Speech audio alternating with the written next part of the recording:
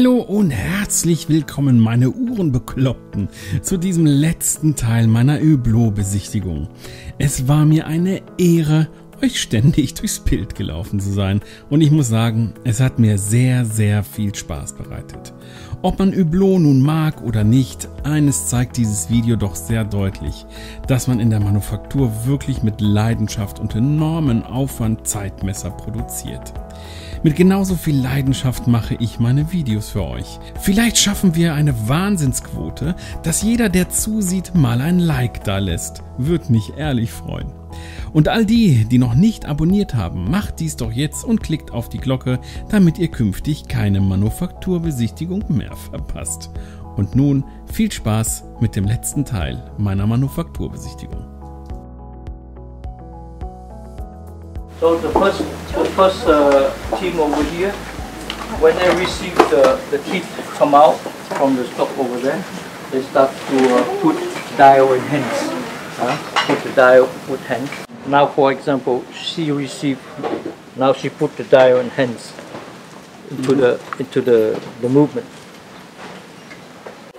So the whole team over here do different model. Every day they start with a different model. 5 pieces with one model, 20 pieces another model. So they do. This is great. So you can move for the different hands to put it down. Yeah, this is to press the hand. Yeah, I know. Yeah, you put the hand and you press the hand down. Yeah. Because you have the different hands, you can move it for, you can move, for the power hands. You have different tool diameter for each hand. Yeah. And this one you can also measure the pressure when you press the hand. Perfect. You can see the pressure of each hand over here. You have the light from green to red. And when you press the hand, it should be in between the green and the red. And you see the light, the yellow one. Yeah. So that the pressure, you have to stay in between the minimum and the maximum. Looks like a game. Who holds a high score? So you don't damage the hand. If you don't have that, sometimes you push too strong and you damage the hand, or you damage the movement.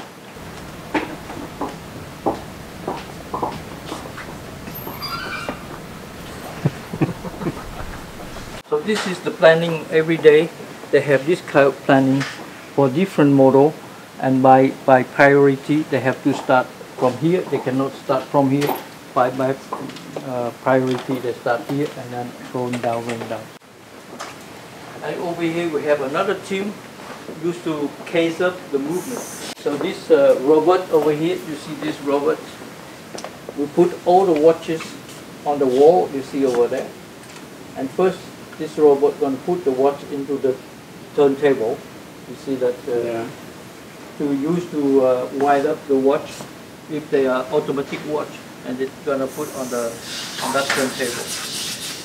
And after when this turntable finished, the hand from the robot going to pick up all the watch and put on the wall.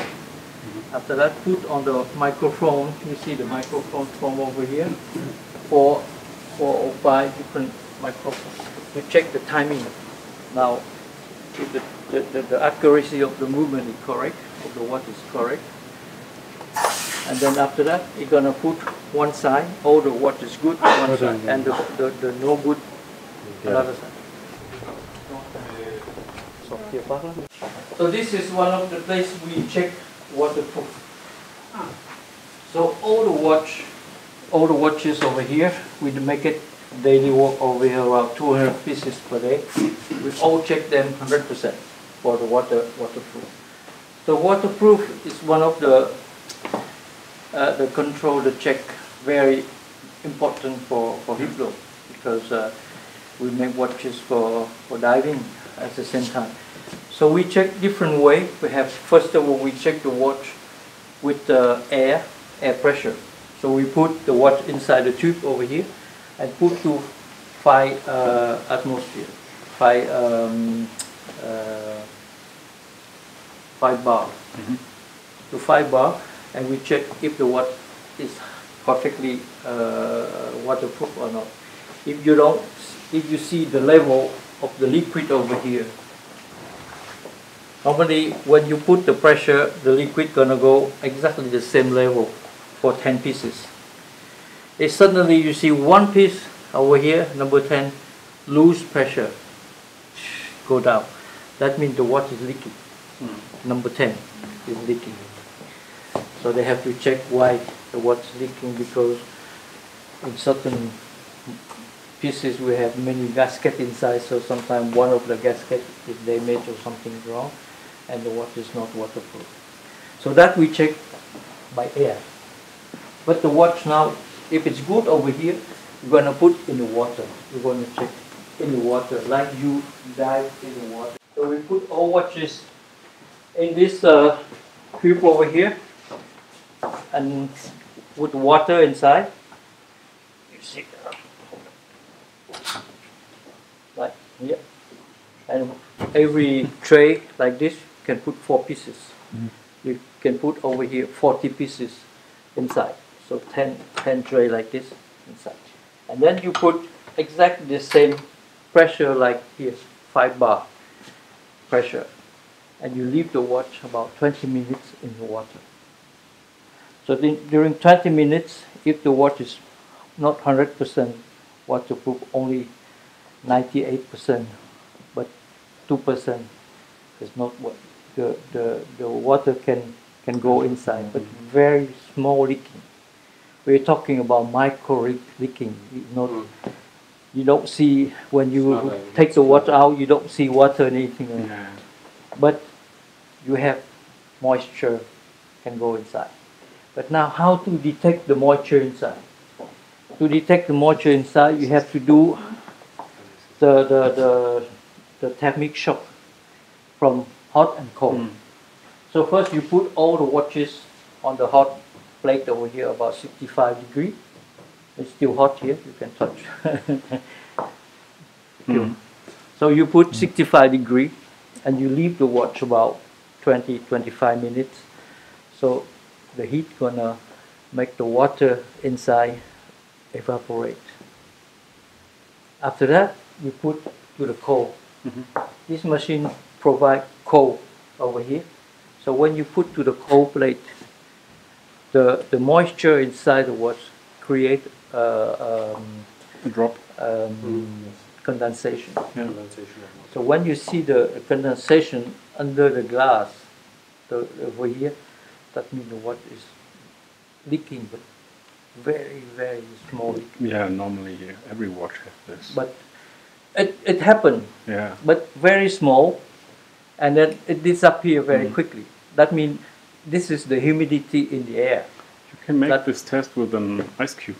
You can take your watch, put an ice cube on it, and you take it away, you have the same. Yeah, the same, like make this. a video with this. But every glass over here has different thickness from one model to another. So each thickness of the glass corresponds to one type of temperature. For example, 2 millimeter thick, you need 15 degree, or you have thicker, you have dyeing with 4 millimeter thick, you put to 9 degree. So if your crystal over here thick, the temperature should be low. If it's fine, temperature higher. So we have the scale for that. So each model has a scale for correspond to the thickness of the glass. So we can check very precisely. Because in the air you always have certain percentage of humidity. So when you check, like you put a glass very cold, you always see the condensation. That's easily. But you have to respect the thickness, and you put the right temperature for that, and you can see the condensation under the crystal. So Kinders, ich bin platt. Geht jetzt ab nach Hause. Ich habe mir echt die Füße wund gelaufen heute. War super schön bei Hublot. Hat mir richtig Spaß gemacht. War eine Ehre, dass ich dabei sein konnte. Und jetzt muss ich das erstmal sacken lassen, erstmal verdauen. Aber ja, ich glaube, ihr kriegt ein tolles Video zu sehen. Ich hoffe, dass alle Aufnahmen was geworden sind. Und dann würde ich sagen, sehen wir uns.